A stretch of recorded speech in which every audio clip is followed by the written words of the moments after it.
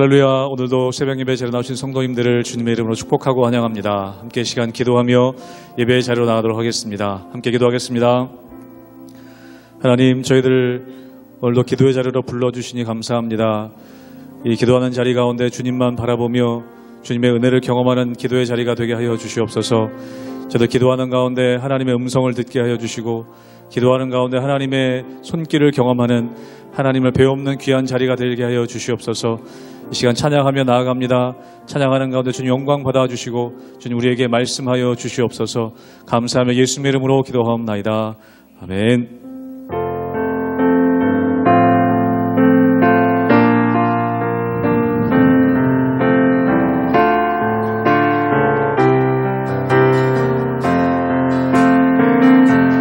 나 주를 멀리 떠났다 이제 옵니다. 나 죄의 길에 시달려 주여 옵니다. 나 이제 왔으니 내 집을 찾아 주여 나를 받으사 맞아 주소서. 그 귀한 세월 보내고 그 귀한 세월 보내고 이제 옵니다. 나 뉘우치는 눈물로 주여 옵니. 3절로 고백합니다. 나 죄에 매여 고달파 나 죄에 매여 고달파 이제 옵니다. 주 크신 사랑 받고자 주여 옵니다. 나 이제 왔으니 나 이제 왔으니 내 집을 찾아 주여 나를 받으사 맞아 주소서. 이 병든 마음을 고치려 이 병든 마음을 고치려 이제 옵니다. 큰 힘과 소망 바라고 주여 옵니다. 나 바랄 것이 무언가 나 바랄 것이 무언가 우리 주 예수 날 위해 죽임 당하시 믿고 옵니다.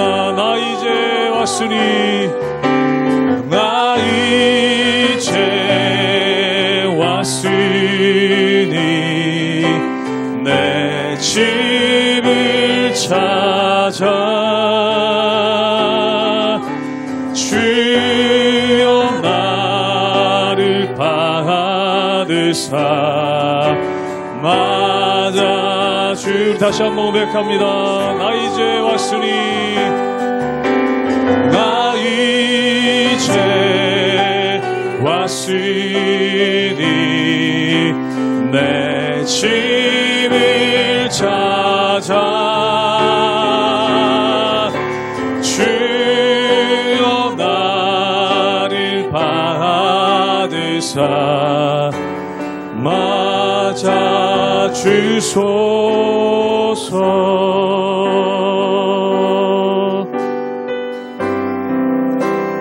하나님은 우리의 하나님은 우리의 피난처가 되시며 환난 중에 우리의 힘과 도움이. 한 번 더 고백합니다. 하나님은 우리의 하나님은 피난처가 되시며 피난처가 되시며 환난 중에 우리의 힘과 도움이시라. 너희는 가만히 있어. 너희는 가만히 있어. 주가 하나님 되말지어다.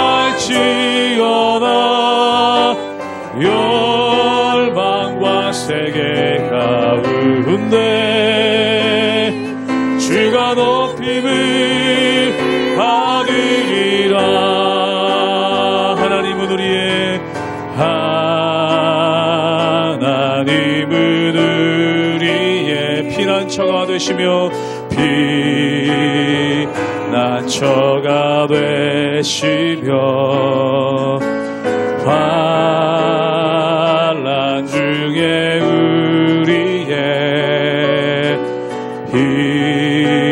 힘과 도움이시라. 너희는 가만히 있어. 너희는 가만히 있어. 주가 하나님 되말지어다. 열방과 세계 가운데 주가 높임을 받으리. 사랑합니다 내 아버지. 사랑합니다 내 아버지. 찬양합니다 내 온 마음 다하여. 선포합니다 예수 그리스도 주님 오심을. 기 한번 고백합니다. 사랑합니다 나의 아버지. 사랑합니다 내 아버지. 찬양합니다 내 온 마음 다하여. 선포합니다. 선포합니다 예수 그리스도 주님 오심을 기다리며.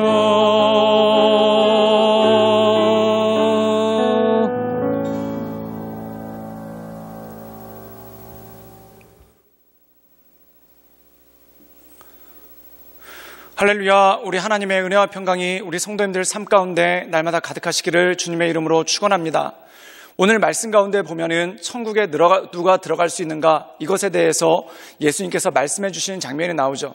그런데 예수님께서는 충격적이게도 부자가 천국에 들어가는 것은 마치 낙타가 바늘길을 통과하는 것과 똑같다라는 그러한 말씀을 하십니다. 그렇다면 이것을 잘못 해석하는 사람들은 그럼 부자는 천국에 갈 수가 없으니까 가난한 사람들은 천국에 갈 수 있는가라는 그러한 반문을 하게 되죠. 그런데 이것은 그러한 의미가 아니라는 것입니다. 즉 다시 말해서 인간의 능력으로는 천국에 갈 수가 없고 오직 하나님의 도우심이 있어야지만 또한 하나님의 전적인 은혜로만 천국에 갈 수 있다라는 말씀이 이 말씀의 내용이라는 것이죠. 사랑하는 여러분, 이 세상을 살아가다 보면은 사람들에게 능력이라는 것이 있습니다. 어떤 사람은 능력이 출중한 사람이 있는 반면 어떤 사람은 핸디캡을 가지고 있는 그러한 사람도 있죠. 또한 세상 사람들에게 모두 칭찬받을 정도로 선한 사람도 있는 반면 정말 말 그대로 사이코패스라는 소리를 들을 정도로 죄악에 머물러 있는 그러한 사람들도 있다는 것입니다. 그런데 중요한 것은 뭐냐면 인간의 힘과 인간의 의지로 하나님 나라에 가는 것이 아니라 오직 하나님의 전적인 도우심, 그리고 그 하나님의 전적인 도우심을 바라보며 그 도우심 앞으로 나가는 사람, 이 사람이 바로 구원에 이를 수 있는 하나님의 사람이라는 것이죠. 그러므로 사랑하는 여러분, 이 말씀을 묵상하고 하나님의 은혜 가운데 날마다 온전히 살아가시는 우리 모든 성도님들 되시기를 주님의 이름으로 축원합니다. 마태복음 19장 23절에서 30절 말씀입니다. 예수께서 제자들에게 이르시되 내가 진실로 너희에게 이르노니 부자는 천국에 들어가기가 어려우니라.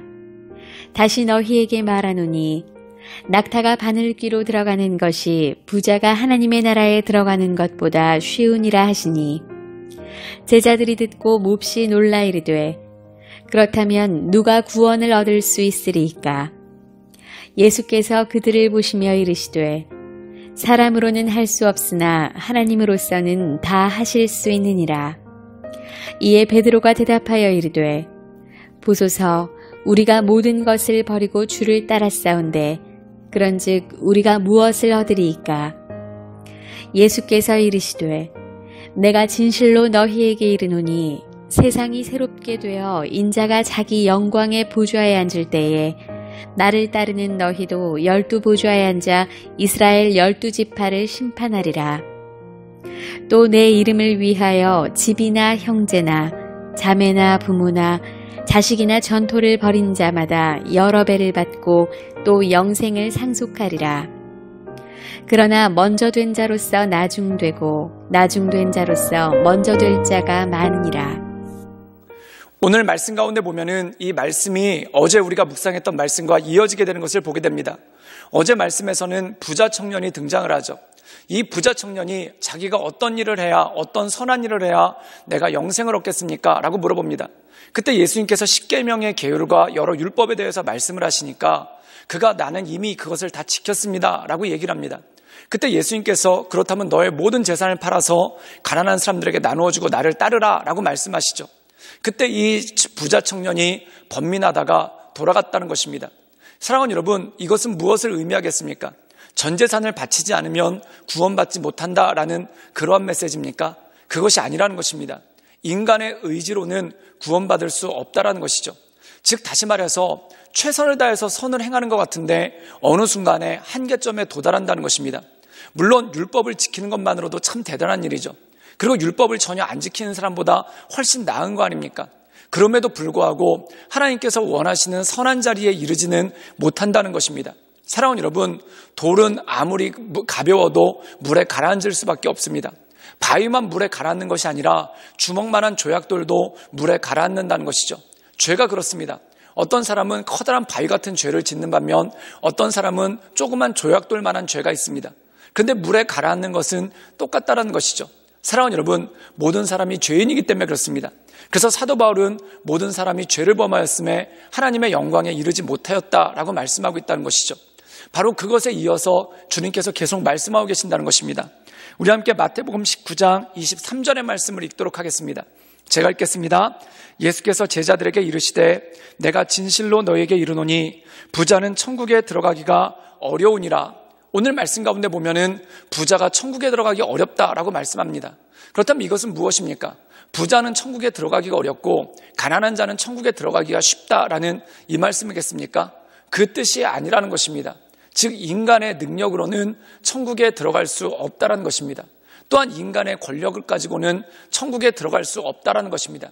여기서 부자라는 것은 다른 사람들보다 특별한 재능이 있고 또한 다른 사람보다 특별한 능력이 있는 사람들이죠.